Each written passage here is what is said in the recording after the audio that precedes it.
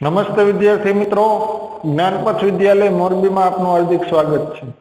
आज આપણે ધોરણ 9 વિષય વિજ્ઞાન એમાં પ્રકરણ નંબર 7 સજીવોમાં વિવિધતા એમાં આપણે થોડોક આગળ અભ્યાસ કરીશું। તો ગયા વિડિયોમાં આપણે છેલ્લે વર્ગીકરણ વનસ્પતિનું અને બીજા સજીવનું કેવી રીતે થાય એના વિશેની માહિતી મેળવી। એમાં વિટેકર નામના વૈજ્ઞાનિકે 5 अलग अलग समूह में सृष्टि वर्गीकरण कर्यु। एमां पहेलुं हतुं मोनेरा, पछी बीजुं हतुं प्रायोस्टिका,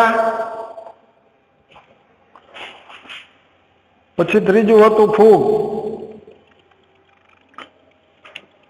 पहेलुं हतुं मोनेरा, बीजुं हतुं प्रोटिस्टा, त्रीजुं हतुं फूग अने चौथुं वनस्पति सृष्टि अने पांचमुं हतुं प्राणी सृष्टि। तो आ रीते 5 अलग अलग समूह में विभाजन कर्यु। एना विशेनी आपणे माहिती मेळवी हती। एमां छेल्ले वनस्पति सृष्टि विशेनी माहिती मेळवी हती के वनस्पति सृष्टि में शुं हशे तो के ई बहुकोषीय अन्य सुकोष केंद्रीय छे, एटले के एमां एक करता वधारे कोषो आवेला होय तथा एमां कोष केंद्र व्यवस्थित जोई शकाय अने साथे साथे एनामां कोष दीवाल आवेली होय अने ई खोराक पोते जाते तैयार करे। तो एनो समावेश आपणे वनस्पति सृष्टि में बधी ज वनस्पतिनो करता था, बराबर। त्यार पछी आवे प्राणी सृष्टि। तो प्राणी सृष्टि में शुं आवशे तो कि प्राणी सृष्टि में दरेक प्राणीनो समावेश थाय, पण हवे एमां खासियत शुं छे एटले के एनो समावेश केम प्राणी सृष्टि में अलग करवो पड़े। तो एमां कम्पेरिजन करी जो वनस्पति सृष्टि और प्राणी सृष्टि में, तो वनस्पति साथे अने आपणी कम्पेरिजन करी तो एमां वनस्पति में कोष दीवाल आवे तो आपणा में कोष दीवाल नो अभाव, एटले के वनस्पति में सुकोष केंद्रीय अने बहुकोषीय छे। तो प्राणी पण सुकोष केंद्रीय अने बहुकोषीय तो छे, पण वनस्पति में शुं हशे तो वनस्पति कोष में तमने कोष दीवाल जोवा मळशे, ज्यारे प्राणी में तमने ई कोष दीवाल जोवा मळशे नहीं, एटले के प्राणी कोष में तमने कोष दीवाल नो अभाव। तो हवे एना लीधे ई अलग पड़े। प्लस में तो के वनस्पति छे ई जाते खोराक तैयार करी शके, ज्यारे मनुष्य एटले के बीजा प्राणी छे ई जाते खोराक तैयार करी शकता नथी। तो परिणामे ई केवा आवशे तो के विषमपोषी छे। विषमपोषी एटले के बीजा उपर आधार रहे, बराबर। एटले खोराक मेळववा माटे बीजा उपर आधार राखे। तो ई आपेलुं हतुं प्राणी सृष्टि में। हवे एनो आपणे एक चार्ट आपेलो छे, तो ई चार्ट विषे जोईए।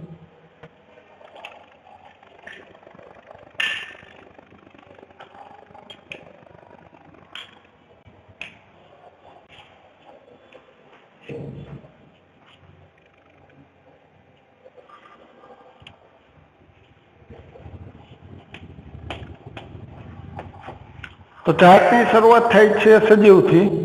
सजीव में आपणे 2 प्रकारना होय।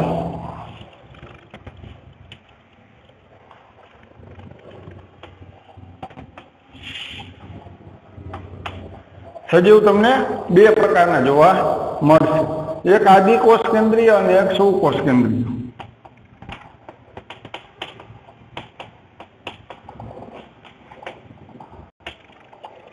अने एक बीजा आवशे सुकोष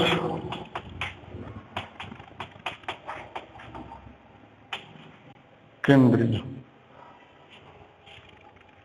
हवे आदिकोष केंद्रीय में तमारे मोटा भागना जे सजीवो छे ई केवा छे एक कोषी, बराबर। एटले के एक ज कोष धरावता सजीवनो समावेश थशे।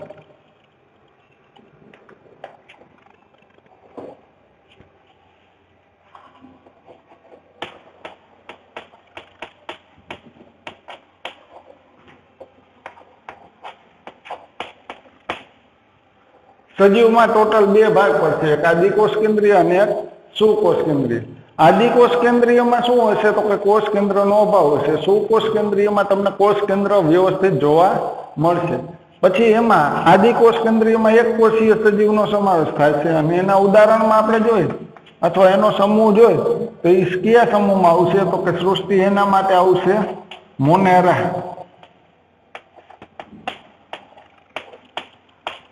એટલે કે મોનેરા વિભાગમાં જે કઈ સજીવો આવતા હતા, બરાબર, બેક્ટેરિયા, તો એ બધા કેવા હતા? તો એક કોષીય સજીવ હતા અને સાથે સાથે આદિ કોષ કેન્દ્રીય હતા. એટલે કે એના કોષમાં તમને કોષ કેન્દ્ર જોવા મળતું નહોતું.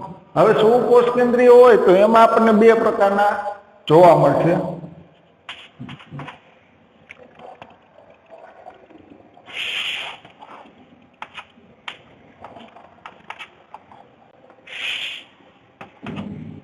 સુકોષ કેન્દ્રીયમાં આપણને બે પ્રકાર જોવા મળે.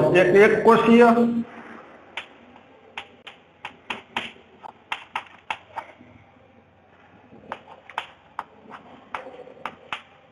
અને એક આવશે બહુકોષીય સજીવ.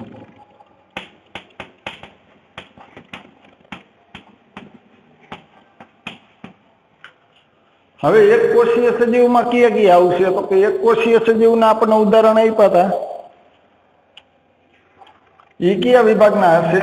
તો કે એક કોષીય સજીવ એટલે મોનેરા પછી આવશે એ સમૂહ, એટલે કે એ સૃષ્ટિનું નામ હતું પ્રોટિસ્ટા. પ્રોટિસ્ટામાં આવતા જે સજીવ હતા એ બધા કેવા હતા? તો કે એક કોષીય સજીવ હતા અને સાથે સાથે સુકોષ કેન્દ્રીય હતા. એટલે કે એમાં આવેલા સજીવો, જેમાં ઉદાહરણમાં આપણે જોયા હતા અમીબા છે, પેરામિશિયમ છે, એ બધા, બરાબર. તો એ બધા એક કોષીય સજીવ છે, પણ એના કોષમાં તમને કોષ કેન્દ્ર જોવા મળે છે. એટલે એનો સમાવેશ થશે સુકોષ કેન્દ્રીયમાં થશે. અને બહુકોષીય સજીવ, તો બહુકોષીય સજીવમાં બે પ્રકાર બીજા પડે.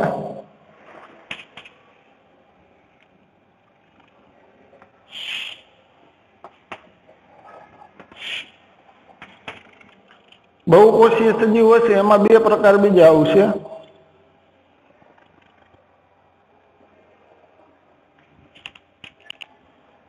એક આવશે કોષ દિવાલ યુક્ત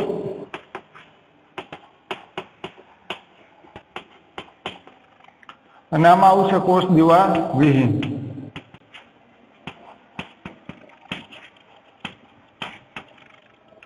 હવે કોષ દિવાલ યુક્તમાં કોનો સમાવેશ થશે? તો કે એમાં વનસ્પતિ હોય એ બધાનો સમાવેશ થશે. જ્યારે કોષ દિવાલ વિહીન એટલે કે જેના કોષમાં કોષ દિવાલ ન આવેલું એનો સમાવેશ થશે કોષ દિવાલ વિહીનમાં. તો એમાં કોણ આવશે? તો કે આપણે બધા પ્રાણીનો સમાવેશ થશે, બરાબર. તો એમાં સૃષ્ટિમાં આવશે પ્રાણી.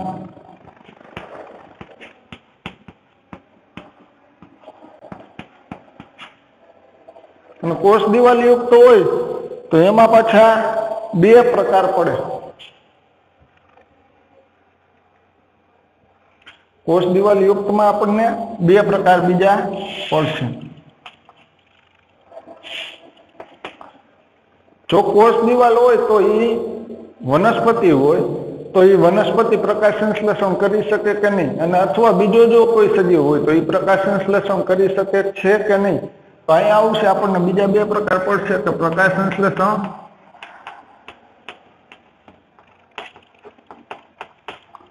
કરી ન શકે તેવા અથવા ન કરી શકે,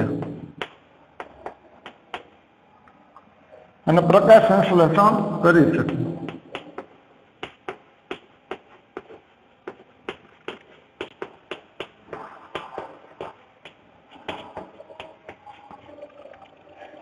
હવે પ્રકાશ સંશ્લેષણ ન કરી શકે તેમજ કોષ દિવાલ યુક્ત હોય અને બહુકોષીય સજીવ હોય તો એમાં કોણ આવશે? તો કે એમાં આવશે ફૂગ, જે આપણે સૃષ્ટિ ફૂગમાં જોયું.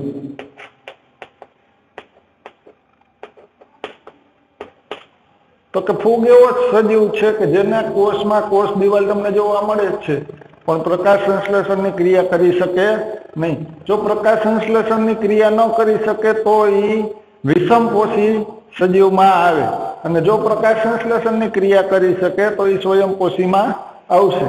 તો સ્વયંપોષીમાં કોણ આવશે? તો કે એક જ સજીવ આવશે કે જેમાં સૃષ્ટિ આવશે વનસ્પતિ સૃષ્ટિ.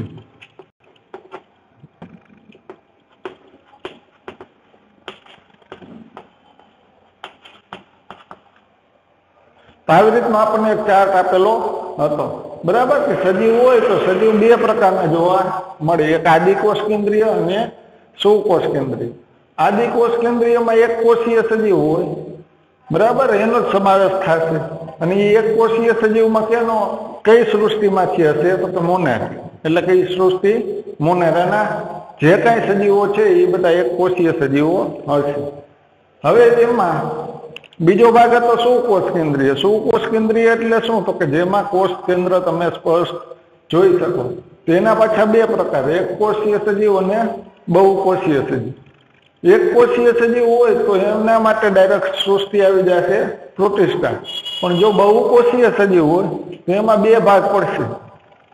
બહુકોષીય સજીવમાં બે ભાગ, એક કોષ દિવાલ વાળો અને એટલે કે કોષ દિવાલ યુક્ત અને કોષ દિવાલ વિહીન. હવે કોષ દિવાલ યુક્ત હશે તો વળી એના બે પ્રકાર પડશે કે પ્રકાશ સંશ્લેષણ કરી શકે અને પ્રકાશ સંશ્લેષણ ન કરી શકે. અને કોષ દિવાલ યુક્ત ન હોય એટલે કે કોષ દિવાલ વિહીન હોય તો એમાં ડાયરેક્ટ આવી જશે પ્રાણી, બરાબર. એટલે કે દરેક સજીવ છે, દરેક પ્રાણી, એ બધાના કોષમાં તમને કોષ દિવાલ જોવા મળશે નહીં. એટલે એની સૃષ્ટિ આવશે પ્રાણી. અને કોષ દિવાલ યુક્ત હશે તો પ્રકાશ સંશ્લેષણ ન કરી શકે, એમાં સૃષ્ટિ આવશે ફૂગ. અને પ્રકાશ સંશ્લેષણ કરી શકે એમાં આવશે સૃષ્ટિ આવશે વનસ્પતિ સૃષ્ટિ, બરાબર. તો આવી રીતનો આપણને એક ચાર્ટ આપેલો હતો.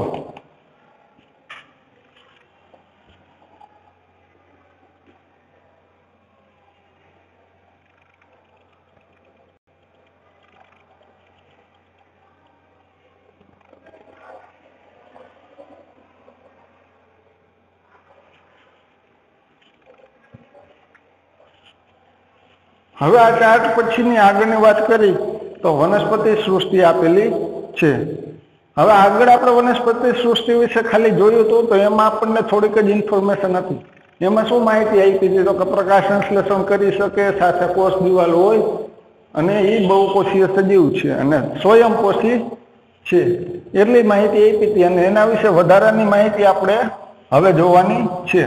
તો હવે વનસ્પતિનું વર્ગીકરણ કેવી રીતે થાય અથવા કયા આધારે કરી શકાય એના વિશેની વાત કરી છે, બરાબર.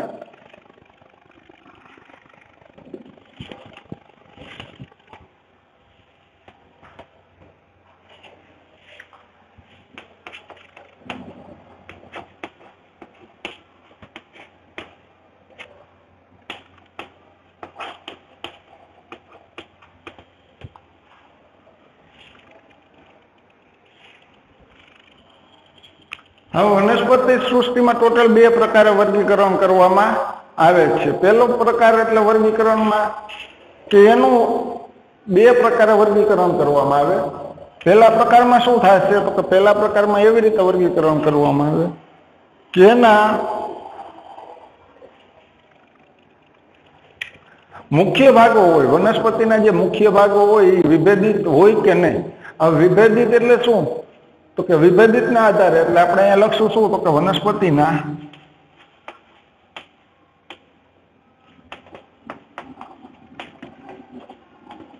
મુખ્ય ભાગો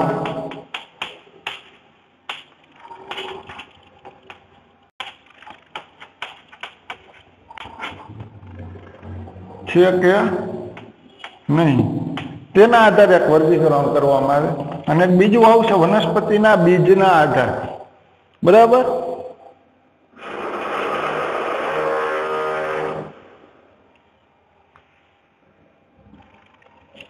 એટલે કે વનસ્પતિ છે એમાં બીજા જે ભાગો હોય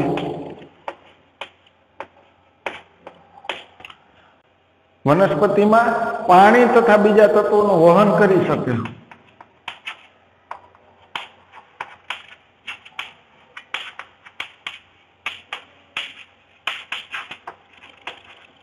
વહન કરી શકે કે નહીં તેના આધારે.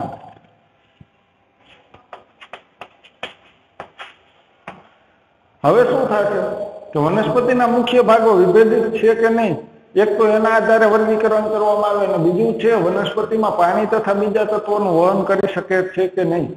તો હવે એના માટે શું હશે? તો કે એના માટે વહન કરવા માટે કોઈ વસ્તુની હાજરી હોવી જોઈએ. તો વનસ્પતિમાં એના માટે પેશીની જો રચના હોય એને કહેવાય વાહક પેશી. જો વાહક પેશીની રચના હોય તો વનસ્પતિ છે એ પાણી તથા બીજા તત્વોનું વહન કરી શકે, અને જો એની રચના ન હોય તો એવી વનસ્પતિ છે એ પાણી તથા બીજા તત્વોનું વહન કરી શકશે નહીં. બરાબર. અને હજી એક આગળ વધારામાં એ રીતનું કીધું છે કે આ બે રીતે વર્ગીકરણ કર્યા પછી પણ ત્રીજો પ્રકાર એવી રીતનો આવે કે એના બીજના આધારે વર્ગીકરણ કરવામાં આવે. એટલે કે જો એના બીજનો આધાર ત્રીજું આપેલું છે એમાં એવું કીધું કે જો વનસ્પતિમાં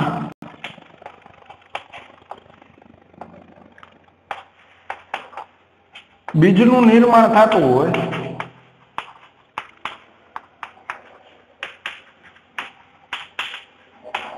તો જો વનસ્પતિમાં બીજનું નિર્માણ થતું હોય તો બે પ્રકારે બીજ તમને જોવા મળશે.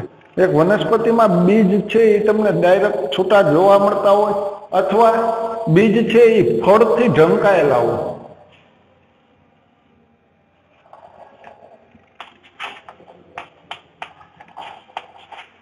છૂટા બીજ અથવા બીજ છે એ ફળથી ઢંકાયેલા હોય.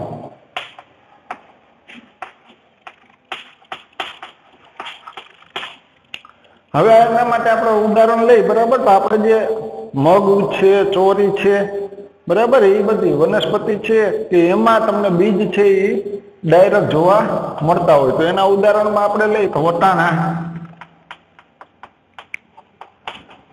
ચોળી, મગ, એ બધી વનસ્પતિમાં તમને ડાયરેક્ટ બીજ જોવા મળે. પણ ફળથી ઢંકાયેલા બીજ હોય તો એના માટે આપણે ઉદાહરણ લેવું હોય તો સફરજન લઈ શકીએ, ચીકુ છે, બરાબર. તો એ બધા ફળ એવા છે કે એમાં બીજ તમને જોવા મળશે. એ કહેવાય છે અંદરના ભાગે, એટલે કે એ ફળથી ઢંકાયેલા હોય. તો આ બે પ્રકારે વર્ગીકરણ અલગથી થશે. હવે છૂટા બીજ હોય તો એનું નામ શું આવશે, અને ફળથી ઢંકાયેલા હોય તેનું નામ શું આવશે, એ આપણે આગળ જોશું. બરાબર.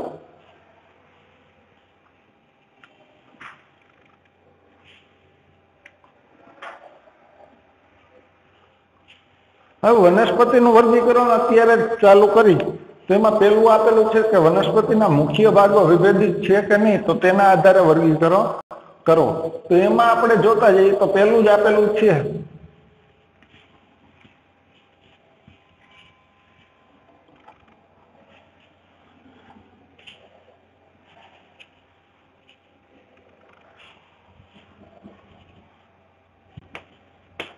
પેલું જ વર્ગીકરણમાં આપ્યું છે કે સુકાયક, સુકાયક અથવા એકાંગી.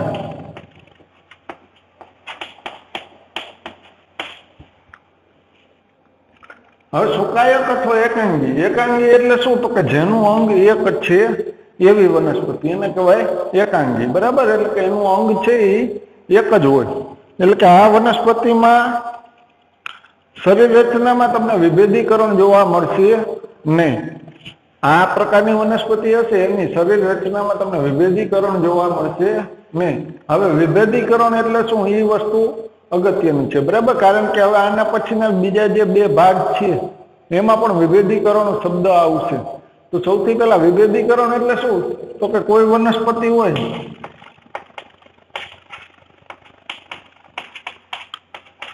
તો કોઈ વનસ્પતિ હોય તો એમાં તમને પર્ણો, પ્રકાંડ, મૂળ આ વસ્તુ તમને જોવા મળે. જો પર્ણો, પ્રકાંડ અને મૂળ જોવા મળતા હોય તો એ વિભેદીકરણ કહેવાય. અને જો આ ત્રણમાંથી કોઈ વસ્તુ જોવા ન મળતી હોય તો એ વિભેદીકરણ છે નહીં. એટલે કે વિભેદીકરણ કરી શકાય નહીં એવું કહી શકાય.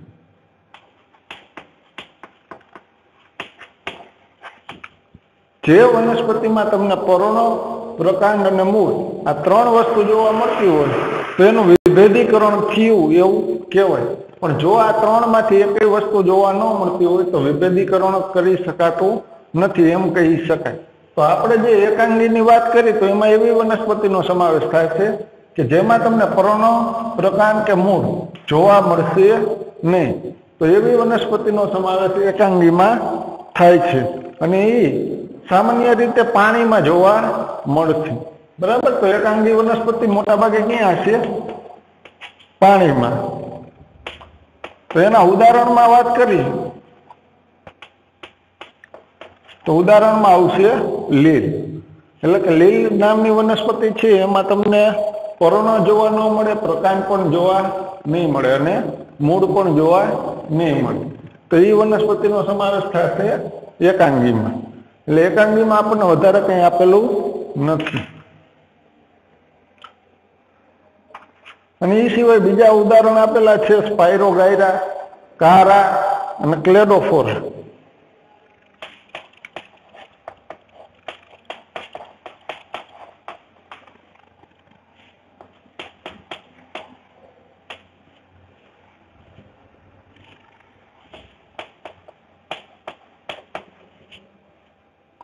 ક્લેડોફોરા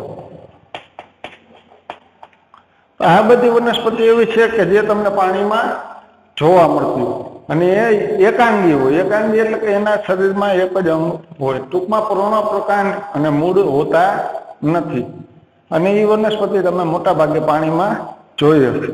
હવે એના પછી આવે છે દ્વિઅંગી। આ એકાંગી પછી આવશે દ્વિઅંગી।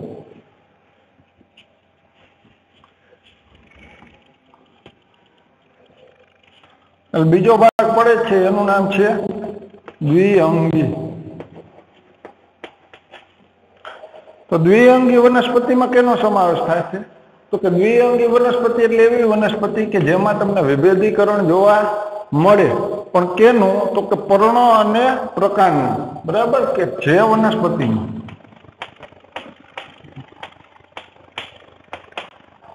પર્ણ અને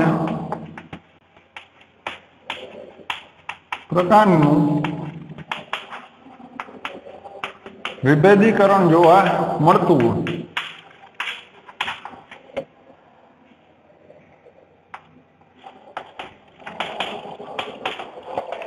તો તેવી વનસ્પતિનો સમાવેશ દ્વિઅંગીમાં થાય।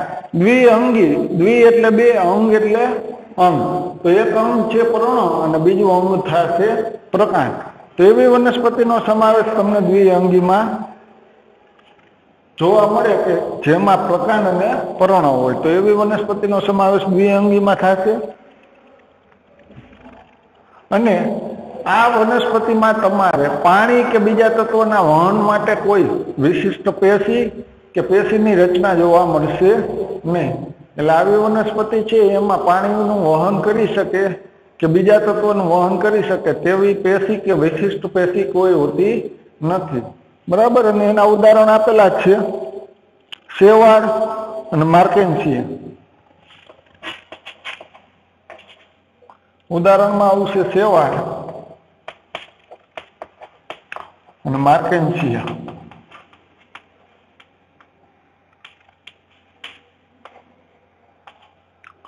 તો આ બે વનસ્પતિ એવી છે કે જે તમને પાણીમાં જોવા મળે, એના પર્ણ અને પ્રકાંડ હાજર હોય, જ્યારે મૂળ હાજર હોતા નથી। એટલે શેવાળ તમે જોયો જો આ બંને વનસ્પતિ પણ પાણીમાં જ જોવા મળશે। ત્યાર પછી આવે છે ત્રિઅંગી।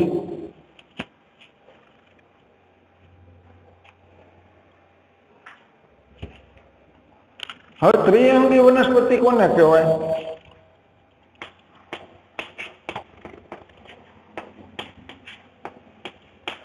કે ત્રિઅંગીમાં કેવી વનસ્પતિનો સમાવેશ થાય? તો કે એમાં જે વનસ્પતિમાં પર્ણ, પ્રકાંડ અને મૂળ, પર્ણ, પ્રકાંડ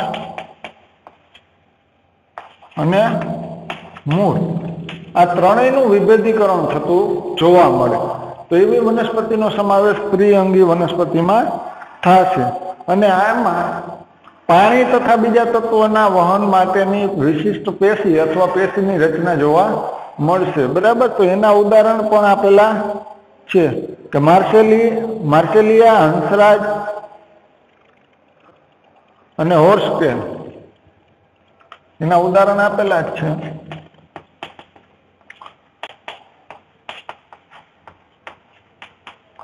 માર્સેલિયા, હંસરાજ અને હોર્સટેલ।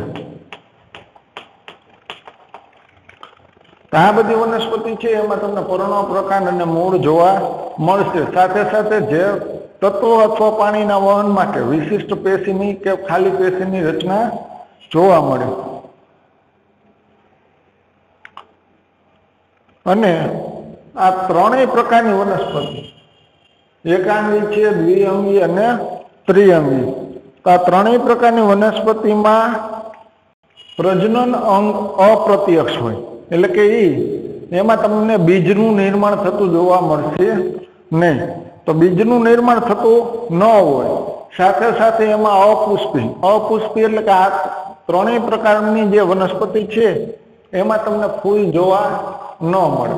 તો ફૂલ જોવા ન મળે, પરિણામે એને અપુષ્પી વનસ્પતિ પણ કહેવાય. અને ઇંગ્લિશમાં એને ક્રિપ્ટોગેમ પણ કહે છે. બરાબર. તો આ ત્રણેય વનસ્પતિમાં પ્રજનન છે એ અપ્રત્યક્ષ હોવાથી એને ક્રિપ્ટોગેમ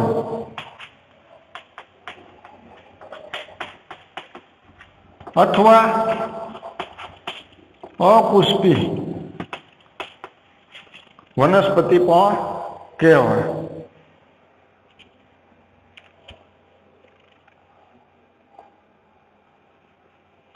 બરાબર. તો આવી વનસ્પતિને કેવી વનસ્પતિ કહેવાય?